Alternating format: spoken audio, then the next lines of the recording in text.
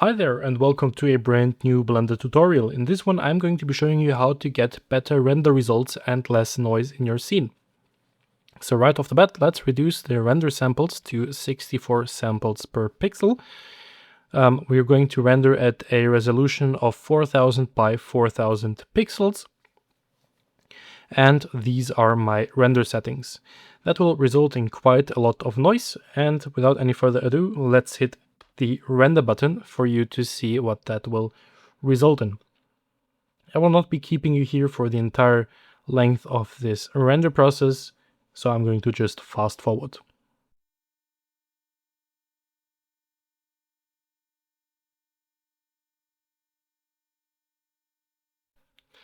Now with that out of the way, we can see that Blender's default denoiser, which is the open image denoiser, did a pretty good job.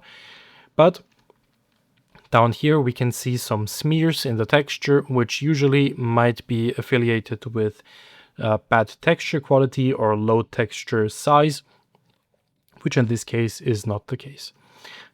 This here should look a lot better, but it sadly does not because of our low sample count. And of course you can go up with your samples, but that will make render times longer for one. And for the other fact, it's that even while doubling or tripling or quadrupling sample count, you will not be able to get a very clean result. Here, this glass also looks very rough. We have a lot of color patches because there is dispersion in the glass, which isn't really that noticeable because it is out of focus, but you can trust my word here, there should be dispersion. Now let's go to the second viewer layer and let's go to the denoise. Let's first disable that and then go to the viewer layer and enable everything from the diffuse down to the volume. Also enable the denoising data and the environment. We will be needing all of that. So let's go to the compositing tab, click on new, and we basically want as much space as we can. So I'm just going to make all of this here a bit smaller and even collapse this. So let's move this here to one side, this here to the other, and we're going to get a denoise node, which we're going to plug the diffuse direct into. I'm going to change this here from follow scene to high and duplicate this. Now I'm going to plug in the diffuse indirect into the image, and where it says albedo and normal, I will be plugging in the denoising albedo and denoising normal. That we will do over and over again, so get used to it. Now I'm going to look for an add color shader, going to put the factor to 1 and combine these two outputs. I'm going to get a multiply, set it again to a factor of 1 and combine it with the diffuse color. And now this is a setup which we will be duplicating over and over again.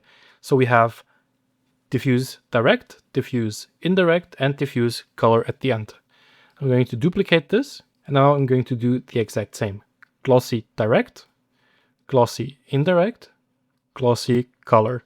Again, plug the denoising normal into the normal on the top and the bottom, and repeat. Now we repeat with transmission direct, transmission indirect, transmission color, and again normal to normal. Whoops, that was the wrong one. Normal to normal, and albedo to albedo. Now let's do that one more time, but just with the adding, no multiply node, because the volume here does not have a color output, so we will just use the volume direct, volume indirect, and again normal normal, and albedo albedo.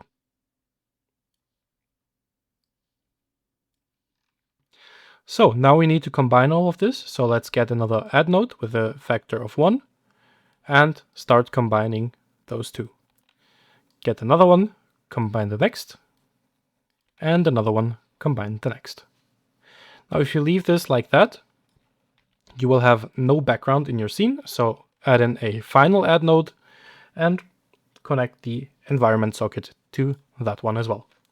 Now this looks very complicated, but as you were following, this is actually really simple. You just take the direct and the indirect, plug it into those two, and then the color into the multiply. Now let's go to the render tab and hit F12 to render our scene again. I will fast forward again so you don't get bored.